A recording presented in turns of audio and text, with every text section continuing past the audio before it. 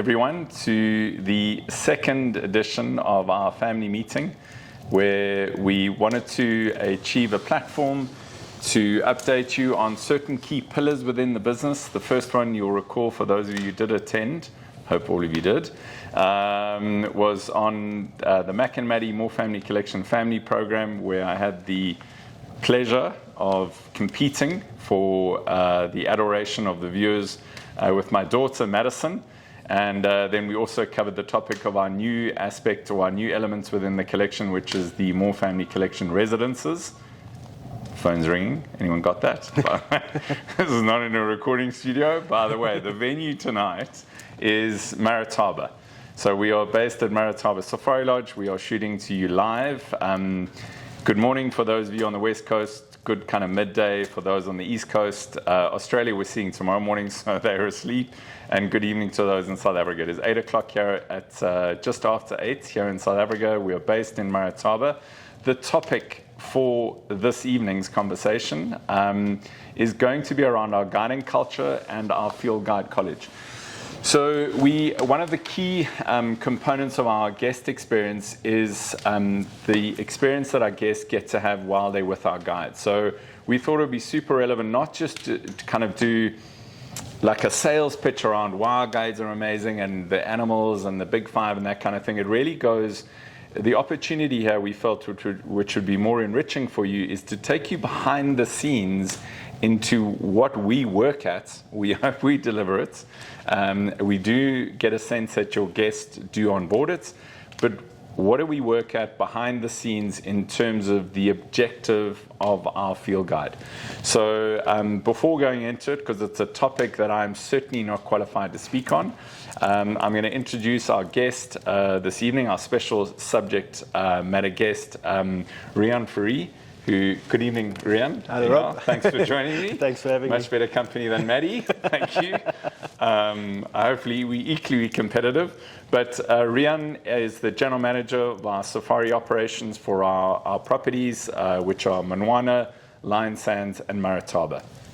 So going back to the original question, and again, Riaan, we're looking for information that our audience has not maybe heard of, may not know of, is behind the scenes. What is the More Family Collections field guiding objective at our core, what we try and deliver on every day? Rob, I think it's actually quite simple. I think our core objectives or objective is to reconnect our guests back to nature. We feel that if we do that right, we can instill a very deep appreciation and understanding for our natural world and all its wonders. So, I mean, you mentioned the word reconnect.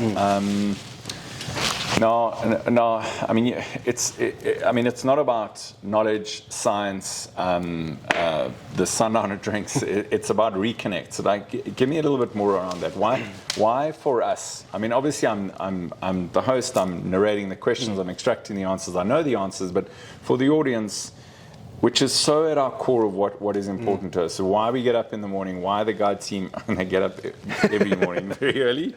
Let's not joke about that. But why reconnect? Why is that important for us? I think if you really sit and you think about it, ultimately we all come from a place where we lived off the land, we lived in nature. You go back thousands of years, and we had this, as people, as humans, we had this incredible connection with Earth, and I think that never really went away. I think in today's times and the quick pace at which we are all running, I think we're moving further and further away from it. But when you come to the bush, when you visit these properties, when you are in nature, and especially for me in the wild of Africa, when you look into a fire, it evokes an emotion that you can't really explain to somebody, and many of our guests kind of allude to that. And what I think it is that sort of primal connection to the earth that we all have. Especially with a fire, that security, that warmth that it brings. And I think it's important to bring guests back to that. We all came from that, and we need to kind of reconnect with that, if that makes sense. I mean, I think that, the experience definitely for me resonates in terms of, whether you're sitting around a fire anywhere in the world, whether it's a barbecue or a braai or an open fire, wherever it is, there's definitely a sense of connection. Absolutely. And, this can't be proved scientifically, but there is something there. 100%. And then again, extrapolating that to what we do is that connection with fire, connection with nature, connection to, I don't want to get wishy-washy, but connection to a different time in our life that we may not be aware of, but there's something there. There's Absolutely. A thread that goes back there. Absolutely. In terms of the reconnects, won't you tell our partners why is our belief, why is that connection important? We don't get measured by connection. It's an immeasurable value. But why is the reconnection in our world, in our language, important for the More Field Guide to reconnect the guest with the experience that they're seeing? I think until you've had that connection, and through that you've gained that sort of deep understanding of what it is and a deep appreciation for nature, I think you can't really see the value in conservation and protecting these areas. So what I'm trying to say is, people that come here, when they feel that connection and understand the deeper meaning behind that, they will go back and they'll be sort of ambassadors for nature conservation and for protecting, and they'll actually make an effort in their everyday lives, and they'll communicate it to their families and their friends. And I think that's what is important for us. At the heart of what we do is conservation and protecting our natural heritage. And I think that's what it's about. I think it gives people an understanding, which in terms will prompt them to help conserve nature, wildlife. I mean, we're enormously privileged. We live in a country which is so abundant with the natural wilderness. We and the benefit of load shedding is we get to see more stars, which is quite amazing. But Absolutely. Load shedding seems to be a thing of the past at the moment. Yeah. But anyway, I make lights. So in terms of objective, I understand that, and it's all I can say is Riaan, and to those of you who are here, I mean, it's like super important to this, because so often a guest will come in, all they look at, and I don't blame them, because they want to see the big cats and they want to see the kills and the sunsets but actually what we're able to do, quite I suppose deviously, is present them with the reconnect. And I remember, I often tell the story when I travel. I see guests arrive at the lodge and they've got a phone or two phones and they've got the email, and the first thing they want to know is, what is the Wi-Fi password? Yeah. And all they want to do is get in line and check on this and do that.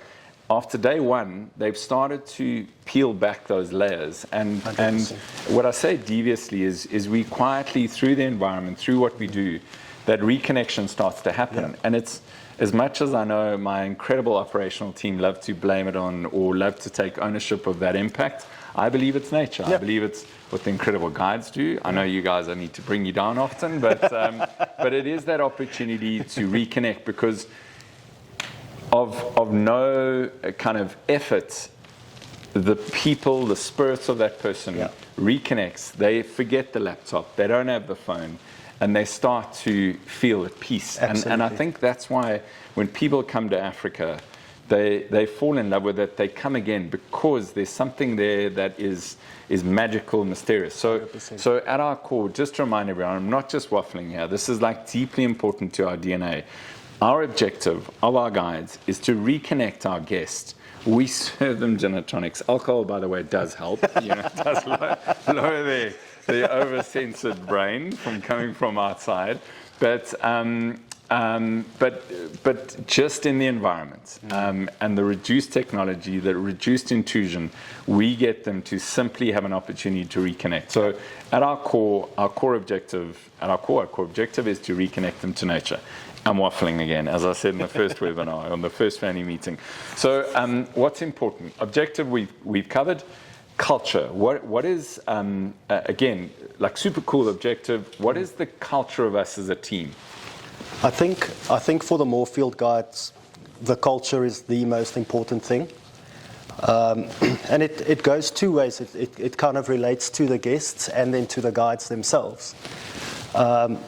From the guest point of view, we've spoken about that reconnection with nature and the guide's ability and his responsibility to help them reconnect. From our guides' perspective, we need to have guides with that culture where they realize that importance. At the core of our sort of culture is conservation. We're always conservationists first and foremost. So it's about respect for our environment and respect for our guests, but also having a mindset of continuous improvement, making it better, like our purpose statement says, or our values, and continuously improving. And by improving ourselves and by continuously pushing ourselves, we can then offer a better experience to our guests. And it comes full circle, and that reconnection comes up again, and you can just do it better, which is one of our values as well, making it better. Yeah. I think the one thing my mum always reminds me of is we are the visitors. We have been around a lesser period of time than the landscape that we sit in tonight, and the landscape that we actually inhabit. Absolutely.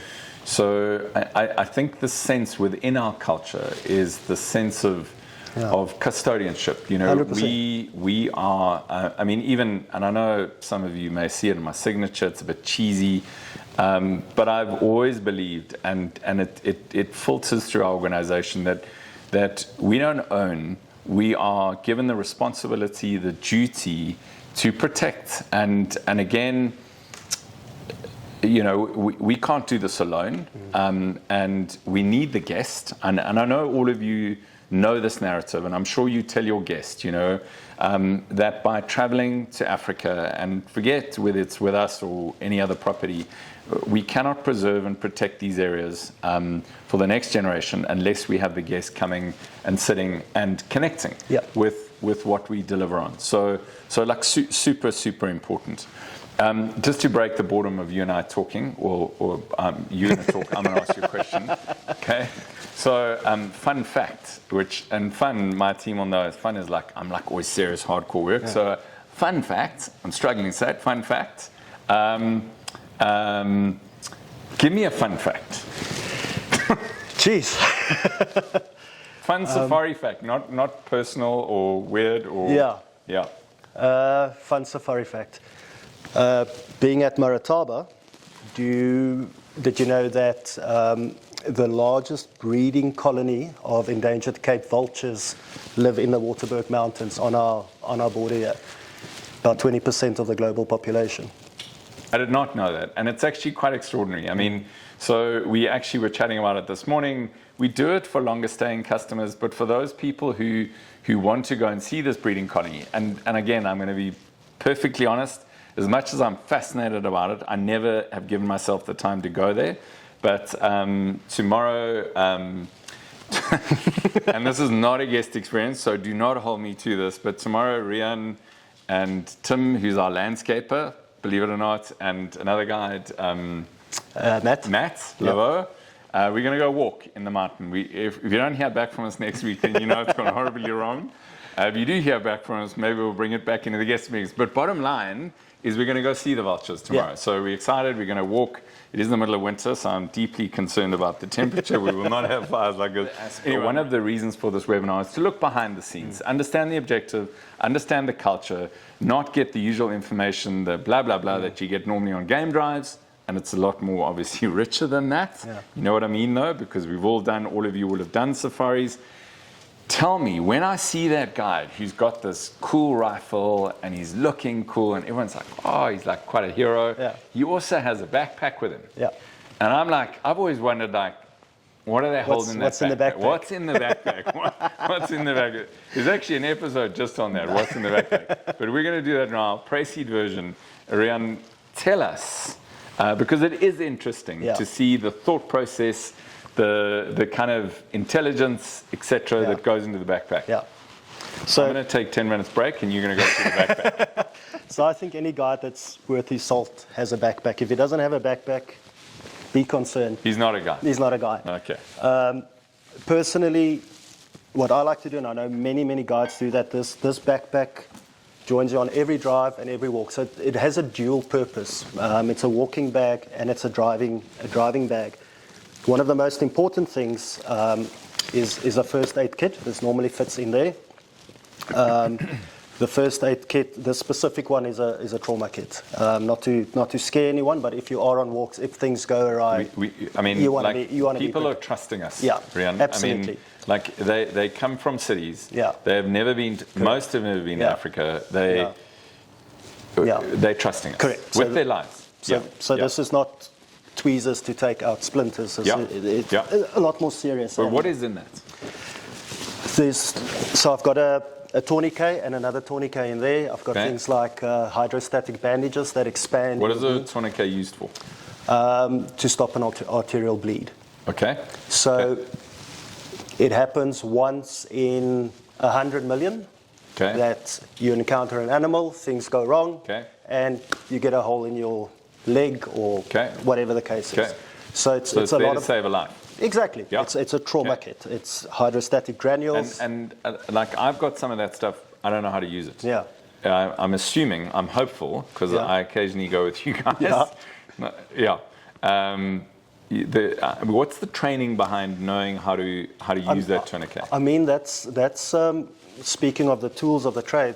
The training is obviously a massive tool that we equip our guides with as well.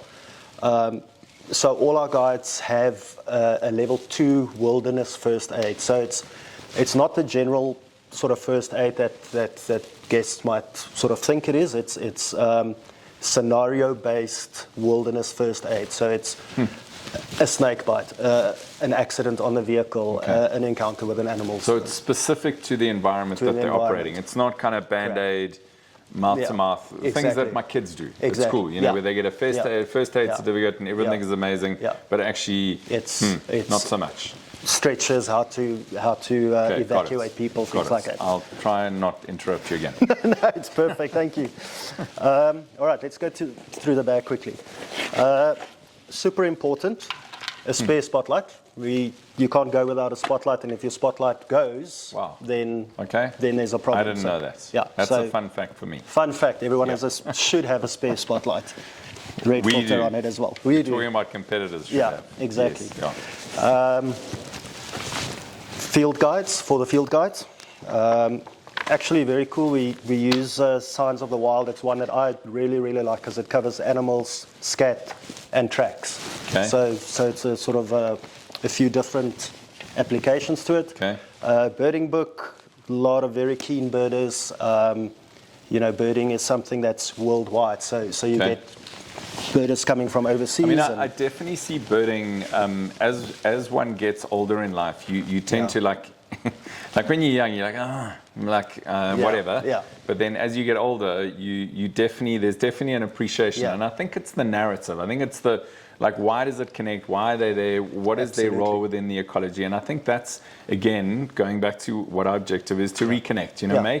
If you give a bird a meaning within an ecosystem, there's suddenly an interest in it. It's colors, its behavior, its habits, its role. So and then birds have wings, so you find one that's not supposed to be there at all, and then that sparks a whole different kind of. Just before you go to the next thingy, the technology. Are you moving towards tech-based birding products or? A lot of our guides do that. I think it will be kind of ignorant to sort of not look at those things. There's some amazing apps out there, and the advantage of those apps is that you can hear bird calls and things like that. Okay. Obviously, ethics come into play. You don't want to sit in the bush and call a bird up or disrupt its nesting behavior or breeding or whatever the case is. there's binoculars out now with 9,000 birds in the binoculars, in the sort of an AR. Okay. So you look at the bird, you press a button, wheel turns, and it tells you you're looking at this. So I suppose, in all of our vehicles, and I know we can't cover it now because we're sitting here, but in all of our vehicles, there's a bird book. And outside of the guide having it in his magic bag, so it makes it easier for the guest to have a look. I know not everyone's interested, and a lot of people have downloaded these apps in advance. So absolutely. So okay, I'm just okay. We got a bird book and a signs book. Correct. Yeah? So we'll on each row of the vehicle we'll have the mammal track and signs. Got it.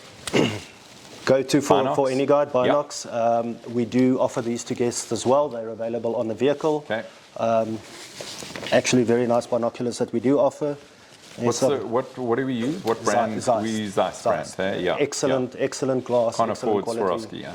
Fair enough. Yeah. Who can? I get that. Yeah. We also have what we call a bush bag on the vehicle, which is like a vanity bag with tissue paper and things like that. Okay. But I like to always just have a little bit spare. So brown bag, super important to us. Oh, so we have a vanity bag in addition to the guide bag. Sometimes you let it slip and you forget brown bags. This is for tissue paper and stuff to come back. We don't leave anything in the bush. Tissue paper, very nifty. Especially if you're out on a walk, it's a little waterproof pouch for cell phones and things like that. Okay. What else? Sunblock. But let's see what else is in here. There's definitely some cool things in there. There's definitely some cools in here. So here's finally got it. Spare earpiece. Earpiece is very important for us. That's not the cool thing. It's not a cool thing. Not to hide sightings from guests, but I'm here. But just everyone. So like the earpieces we introduced consistently, and they should be working 100% of the time. So if any of your guests or if any of you have a safari where you get it, let me know. Let everyone know.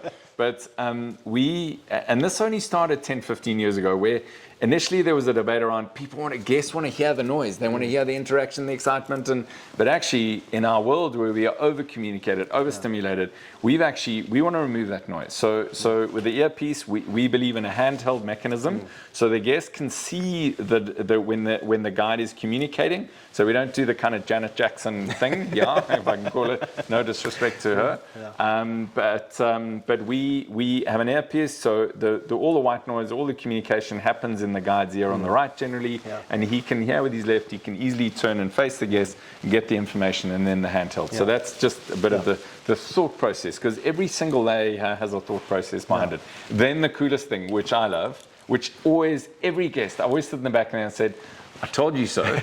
Which is your favorite? The laser. Oh, they're both cool. Yeah, they're both cool.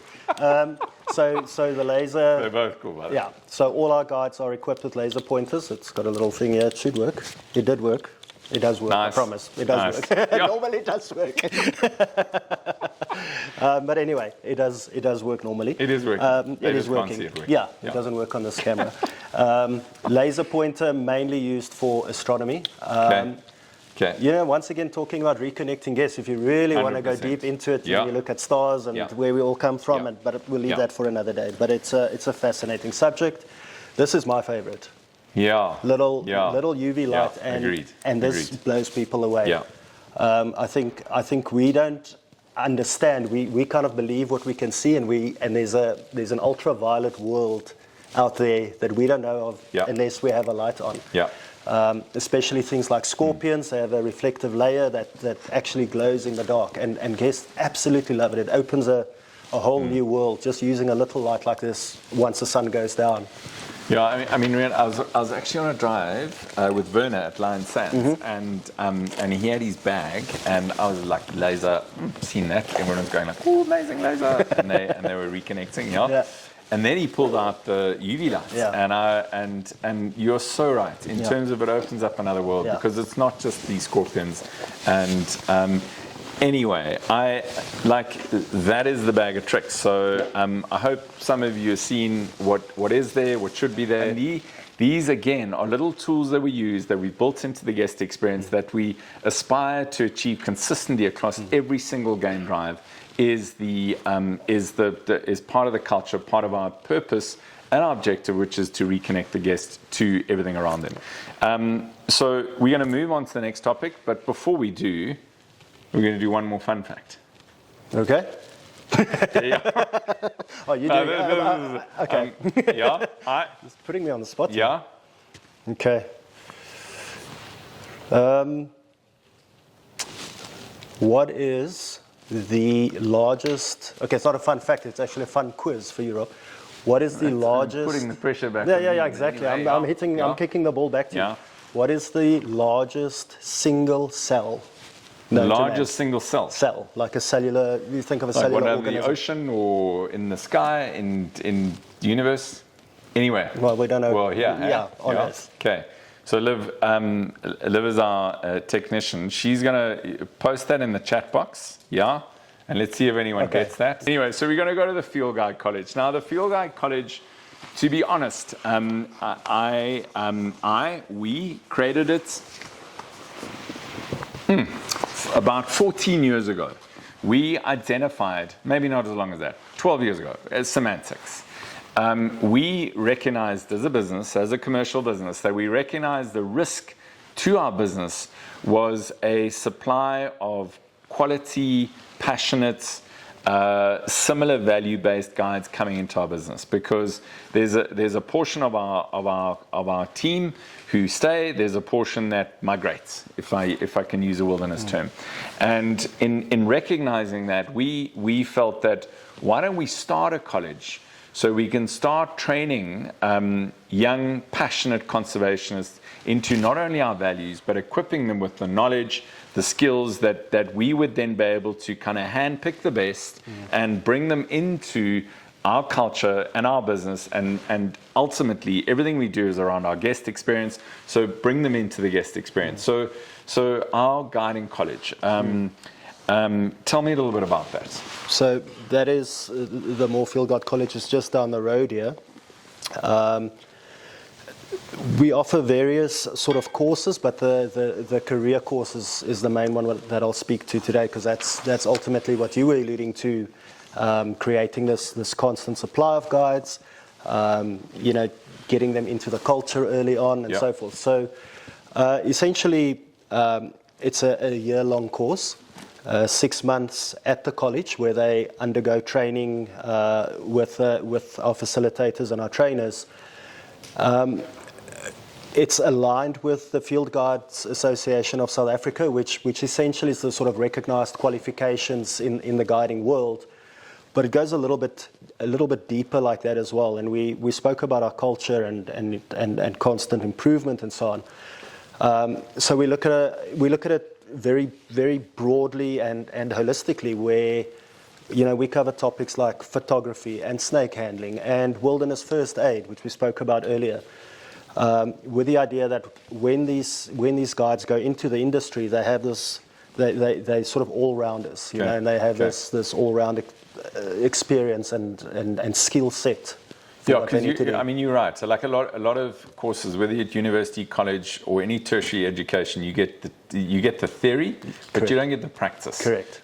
So the opportunity is not only to educate, train, and give the core skills of knowledge, but it's also to equip them with the softer skills. Absolutely. The profiling of guests, the like all of those components that make up the guest experience. Just very high level. The course itself, we based here at Marataba. So it's 6 months theory, and I know that in that theory, even though you think you're stuck in a lecture room, which they have, and it's an amazing learning experience, and we have an instructor, etc., they are still going out on every game drive, every morning, every afternoon. So they're spending 6-8 hours a day in their theory period learning in practice, which is super for me, who is more a practical person than a book person. I think that's like enormously empowering, and that's actually why people want to be in conservation, not to be behind books, but to be out in the landscape. So, but the second half of because this is unique to our training facility. There are a few in the country, which is amazing, because the better the quality of our guides, the better the guest experience, the better brand South Africa is. So we're all feeding the same kind of fire. At our Field Guide Training College, the second half of the Field Guide College, what makes it a bit different to those that are out there? So The head guides at the lodges will actually interview after the 6 months of, let's call it theory, even though it's not just theory. They'll do interviews, and then amongst themselves they'll negotiate who do they want, who's going where, and the students are then placed at the lodges. Okay. And at that point they essentially get taken up into the more field guide culture, and they become part of the guiding team. And this is really where they then pick up those soft skills. They get a mentor. We selected certain individuals within our teams to be mentors. And as a student, you'll ultimately then get your own sort of personal mentor that takes you through this process. Make sure you hit your goals that you and the mentor have set for yourself. The mentor wears a lot of different hats. But having said that, all our guides, because of our culture, they see themselves as mentors. So the students don't just go with a specific mentor, they go with all our guides. They learn different skill sets, different styles of guiding, and they really develop their own unique sort of style of guiding them. And that's over a 6-month period where they have to hit certain goals and continue to grow. So by the time they leave that sort of practical part, or let's call it that work experience part of their training, they really are proficient guides, and we can confidently, if we don't keep them, put them in the industry. I mean, the obvious benefit, which I know of, it's one of the reasons we created, is we do get to handpick like the best of the bunch. And I'm not saying that. I mean, the standard between the best and the least best is small. Yeah. But anyway, what's more relevant is I do know that this concept of mentoring is not just within us. It's actually it's a corporate behavior. Funny enough, it's kind of this. It's linked to this concept of giving back. Yeah. But at the same time, we see it in the wilderness. I mean, we see it within elephants. Elephants, yeah. Exactly. Yeah. So, I mean, older elephants will mentor younger elephant bulls. They will form a relationship for a period of time. So, in essence, it's quite ironic, or not ironic, but it's quite. It feels good that it's connected. And again, as I think those of you watching. Big businesses are doing this. They're setting up mentoring programs within their organizations where this whole succession planning, they're passing on the knowledge onto the next generation. And that's the same responsibility we've embodied. The other thing which I know I've seen a benefit of is and I'm speaking for you, Riaan, so I apologize, but the senior guides, one of the challenges we face in our business is what we do is very repetitive. We get every guest 3 to 4 days. They want to do a similar thing, and it's morning game drive, afternoon game drive, and it becomes quite tough to stay in the energy around that. You bring in a fresh group of students and a mentee. Mentees. Into that, you suddenly, you got a spring in your step, you've taken on a new responsibility, and ultimately you're committing to giving back. You're not only giving back to the student, but you're reminded about the importance of connecting the guests to the landscape. So anyway, it's really working for us, and I think this mentorship is such an important part of what we do. Absolutely. A badge which differentiates, because ultimately we're in a competitive market. There's many beautiful properties on this continent, on this continent, especially Southern Africa. Let's not push East Africa. They don't know what they're doing there, I think. Anyway, whatever. Yeah, they can learn from us. Hopefully they're watching. Anyway, so we have a badge. We have this badge. I have not earned that badge, by the way. I was given the shirts. By tomorrow you would have earned it. I think so. No, by Sunday. By Sunday. Hopefully, if I'm alive. Okay. And I'm not using the tourniquet. Don't put me near the medical stuff. So tell me a little bit about the badge, because it's on our vehicles, it's on our shirts, on your shirts. Tell me a little bit about it. The badge says more field guide. It's something that we wear with pride. It speaks of our culture, and it's ultimately a golden thread that pulls us all together. All our guides from the various properties, I think it's a statement to say that we are one team. We have the same sort of goals. We are moving in the same direction. And like I say, all the more field guides that wear this badge sort of live by a certain set of rules and values. What I also love about it is the beautiful teal color. And there's definitely some significance in that. it might seem a little bit out of place, but you do see this in nature sometimes. And I think, for me personally, that's what's special. You see that in certain birds, like pygmy kingfishers or malachite kingfishers. And when you see that color in nature, it takes your breath away. You know, it's something so special to see and something so unexpected. And I think it holds, the color for me actually holds a lot of meaning in that regard as well. And it speaks of our guiding culture. Okay, cool. Yeah. I mean, look, brands are brands. Accent colors are important, whether it's red of Avis, green of Europcar, or the teal of the more Field Guide College. Yeah, I agree. It comes from nature, and it gives us a belonging, it gives us a home, absolutely. And it connects us with a thread. Yeah. The students, I mean, to be honest, I never realized when we created the college the impact that would have on certain people's lives, you know. And there are two lives I wouldn't mind you just kind of touching on quickly, because it is significant what, again, in terms of our little business here on the tip of Africa, what we do and how we do it in this training college, it's quite remarkable how we can change people's lives. And this is not like me or any, it's the place, and more importantly, it's the individual who has the courage to step in and commit and show an interest in doing it. And we just create the framework, they walk through the door and they deliver on it. Two cool stories. Sorry, quickly, Riaan, not to rush them because they are significant, but two different types of students have been through the college, which for me has melts my heart. All right, so thinking of two, so the one I would use a gentleman by the name of Mendrew, who works at Lion Sands. You know Mendrew well? Very well, yeah. And the reason why I'm picking Mendrew is, as the first one, Mendrew was a product of our sort of bursary program that we run through the More Community Foundation. Very, very sort of special project where we have students from our local communities on a bursary program into the college, and they can pursue a career in guiding. So this is, just to clarify, this is a bursary that, I mean, I know our family trust is involved in that, and I know there are many others, and we've got private companies here in South Africa that are contributing as bursaries. And this is for a community member who doesn't have the commercial opportunity to attend the college, i.e. it's the same bursary principle anywhere in the world. And they put their hand up, they go through a very rigorous interview process, they get selected, like Mendrew, and they arrive at the college. Yeah, absolutely. So Mendrew has just gone from strength to strength.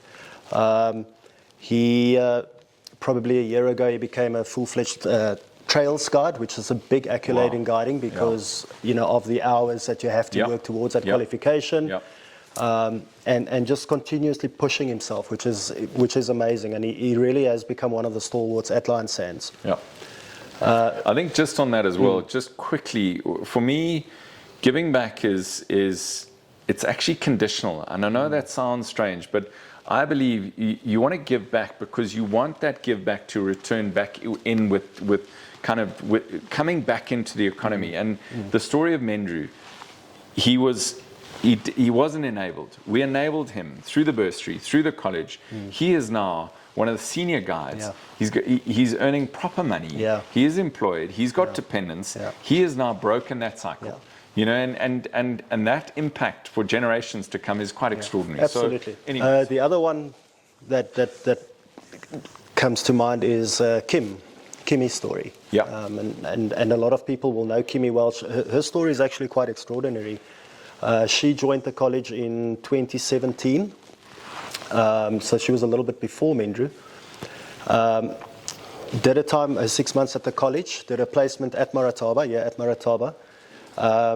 The managers at the time saw a lot of potential in her. Long story short, she was employed after her placement period. Worked for a few years at Marataba. Eventually decided to spread her wings. She transferred to the Lowveld to Lion Sands. And that's where I met Kim, at Lion Sands. I was fortunate to be head guide at Lion Sands at that time. Saw a lot of potential in Kim. Approached her. I said, listen. At that stage, she had already become a mentor of it, you know, mentoring the new generation of students. Chatted to her. We entered her into the Fagasa Safari Guide of the Year competition, which is it's a massive competition. Yeah. You know, they take the best of the best, Yeah. and you pit it against each other, and came They out on take five. Eh? five. How many applicants? Like hundreds. Hundreds. Yeah. They do interviews. They narrow Yeah. it down to five, Yeah. and the finalists go for a week and compete against each other in shooting and track and sign and game drives and birding. And they've got kind of industry legends adjudicating the whole process. Absolutely. And then after 5 days, 7 days? 6 days. 6 days of intense assessment, they tally points up, and yeah. Okay. And Kim was the first female to win the competition, which was an amazing achievement. Super cool. She's actually back at Marataba now. She recently rejoined the team as assistant head guide. So it's just incredible to see how she sort of came full circle, and now she's in a position where she can really give back again and help the younger guys coming through the ranks. Yeah, I mean, Riaan, just quickly, I mean, kudos to you for introducing that concept. Kudos to you for seeing the talent in her, and kudos to Kim for stepping forward. I mean, I don't know if I'd put my hand up for an award, because you got to expose yourself, and it's all great when you win, but it's not so great when you don't win. But as we always say, it's actually just in doing it, in learning it, in making yourself better. And that's what we aspire to. So back to the audience. I mean, the reason we bring these conversations to you is that there's so much behind the scenes. And we don't get it right all the time. No one does. There's no such thing as perfection. But behind the scenes, we have this underlying commitment, passion, responsibility, curatorship to delivering it. And actually, when we ever think we're having a bad day, we wake up in the morning, we look outside, and we think wow, man, this is actually something worth preserving. So that's our motivation. That's at our core. That's our core objective. So Q&A, question and answers. We've got a few. I'm going to pick 3, and we're going to go through them quickly. Remember the fun fact as well. We've got another fun fact. Have you thought of one yet? No, the quiz that I asked you. We're keeping it for... okay. People will reply. Never mind. Okay, all right. Here we go. First question. Mike Waller, tell us about the Python Dam. So this is at Marataba, just to give Mike's question some context. Luckily, I knew where that was.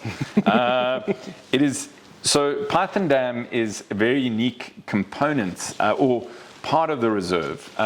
But what's more important about Python Dam is what happens on Python Dam. Exactly. So, yeah. Well, that's, I think, quite a unique experience that we do offer on Python Dam. I can't actually believe that we didn't bring that up. Is the Miss Mara sort of sundowner cruise, if you want to call it that, where each guest that comes through here has that experience to go. And it is absolutely incredible, just with the waterfowl and the natural beauty and the mountain in the background. So each guest at Marataba gets to experience that, and Python Dam comes from the Python. So no. I mean, it's ridiculous. Yeah. So, for those of you who don't know, anyway, I wish I had longer time with you, but I've got a Python at home which belongs to my son, but he's at boarding school. It's now my responsibility. But that's the story for another webinar. But anyway, Python Dam, Miss Mara, hands down, it is one of the most magical experiences that I've really ever had. Every time I go there, it is different. Every time, extraordinary. It's unique. Another question, Kerry. Sure. I've got an answer, but it's not the right answer on this one. So, tourniquet. Yeah. Okay. Snake bites. Mm-hmm. Yeah. Do we carry antivenom? And if not, why not? And what are the 2 different venoms? Because as we know, there's cytotoxin, there's neurotoxin. I know the one you apply a tourniquet, the other one you don't. Is that correct? I think I'm right. Yes. Yeah. So I'll be applying that over the next 2 days of hiking. Luckily, it's winter. That's why we're hiking in winter. Yeah. Quickly, so do we carry antivenom? Yes or no? And what do we do if the bite requires antivenom? The short answer is no. We do not carry it for 2 reasons. Antivenom has a very short shelf life, so you cannot actually keep replenishing your supplies. It is in short supply as it is, and administering antivenom is a super dangerous activity as well. A lot of doctors will actually prefer to treat a bite symptomatically rather than administering antivenom, because it can create anaphylactic shock and things like that. Because, anyway, it's a debate for another day, and because it is an interesting topic, but I think the important thing around snake bites is the poor snakes that have the persona that they are evil and they are horrible and they are extremely dangerous. They're actually not as dangerous.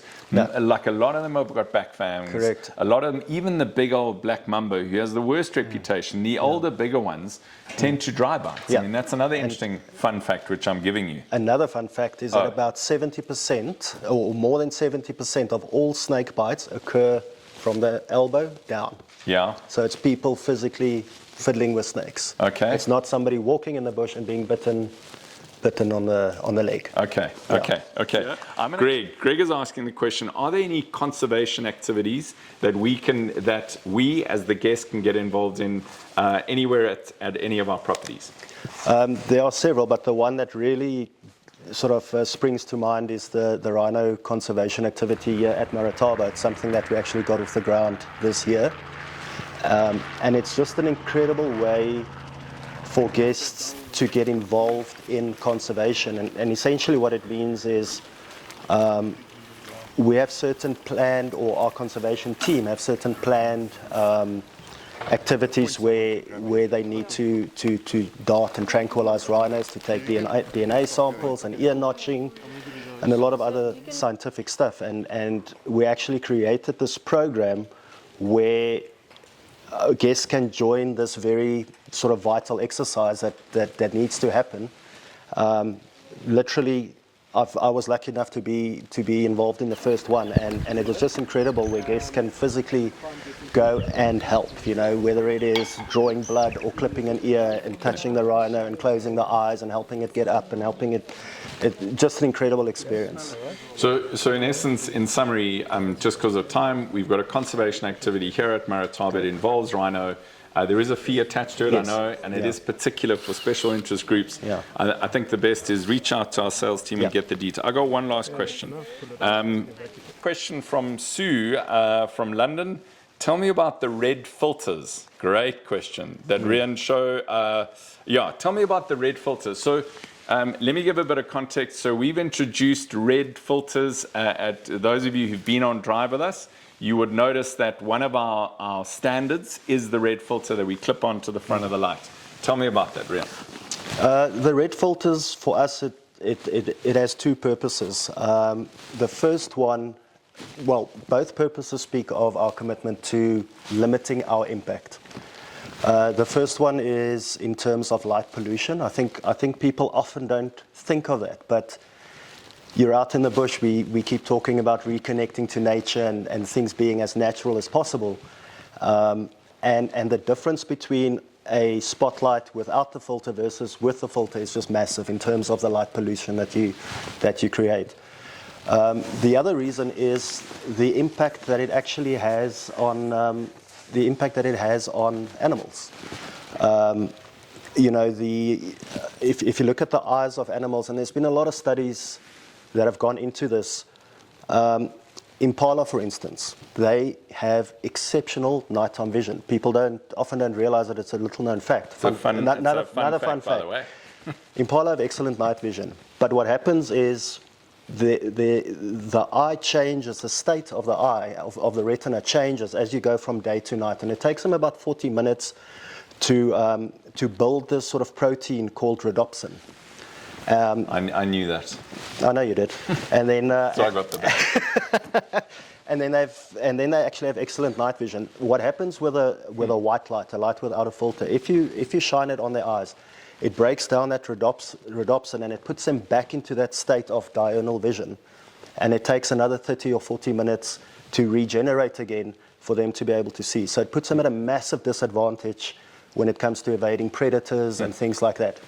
And it's even known to affect the eyes of nocturnal animals, Yeah. So look, I know, and won't you dig it out of your bag of tricks? Because I know we did bring it there just to show everyone. But I know the use of the light. So we use the red filter. Think of the vehicles that are going out in every evening across the reserves. We believe in reducing human impact, so that's why we've got it there. But as you just heard from Riaan, it does actually have an impact. I know that the standard across the reserve, I'm not saying we're the only ones doing it right. There's a lot of debate around the red filter. And I know that generally the SOP on guiding is when you come across a diurnal animal, you do not shine on their eyes. So it's not that the white light is on the antelope, But again, our culture is to reduce human impact, so that's why we have it. The question that we do get sometimes from guides, and we've been using this red filter for the last 5-6 years, is on a sighting where they have their camera and they do want to take, let's just say it's a predator on a kill or something like that, we actually do unclip. The SOP is to unclip the filter, show the white light, which has little impact or contained impact. We also only have one light per sighting on the actual thing. We don't have, so if there's another vehicle next door. So there are some little nuances, but basically we are always going back to how to reduce the impact. So Sue, thanks for that question. A bit of a long answer. I'm going to close up this evening with one last question, and it's from Claudia from Italy. The Italians do stay up late. They wake up late. They stay up late. No disrespect to Claudia. What is the best access to Marataba? Riaan, I'm going to handle that question. So the new news, which is super amazing for us at Marataba, is Federal Air, who all of you will know. They have added a route onto their Madikwe, very well-known route in from Johannesburg, Oliver Tambo into Madikwe with their caravans. They've now connected Madikwe to Marataba. We've actually just launched a super cool promotion with a few partner properties in Madikwe where you can, I think there are 3 or 4 lodges, Jamala, Matea, Jackie's, one other, it'll come to me now. But if you stay at any of those properties, you come to us, and you spend 3 nights there, 3 nights with us. This is a real sales pitch. I'm feeling like it's gone from the field guiding college. Anyway, the flights will throw in, but it's like we wanted to link this area. Don't worry about the Kruger, they're busy enough. So it's a great opportunity to introduce these 2 different biomes, Madikwe, Marataba, easy access, Federal Air, straight into Madikwe, across to Marataba. I think it's like a 20-minute, 30-minute flight across the reserve, so very easy to get into. So in closing, I would like to thank our special guest, Riaan. Like very. Yes, I didn't hesitate. Anyway, so I love working with you. You lead your guides with humility. You lead them you lead them from underneath, and I would like to think that I subscribe to the same. It's about those individuals who are with our guests, who are delivering that experience. The better they are, the better we are. Absolutely. And it's an honor and a pleasure. Thank you for giving up your what are we today? Thursday, Wednesday evening to talk to our guests. Like super important for you to join us. I hope it's been relevant. I know it's a little bit over time. Sincere apologies. And my last closeout is the next third of the 4 webinar series of these family meetings. Our webinars, we call them family meetings because we are a family business and we value as partners, is on the 6th of August. And that one is going to be around impact. And impact is not just about our community impact. It's also about sustainability. It's about reducing or trying to do as much as possible to reduce global warming. All of those components, we've got an incredible story around Impact Fund, the More Family, the More Community Foundation, etc., etc. Join us on the 6th of August. We're going to have a special guest, Alan Rose, who's going to be talking to us on that. And that is our closeouts. Yes? I think that is it. Thank you. You do want to do that question quickly? Which question? What is the largest single cell known to man? Oh, yes. It's I'm getting so old. It's an ostrich egg. It's an ostrich. Did anyone get it? We'll let you know. Ostrich I hope egg. you got it. It is an ostrich egg. Okay, we're going to end on like an average note. Yeah. But thank you for joining us. Take care. We'll see you out there in the industry. Thanks, everyone.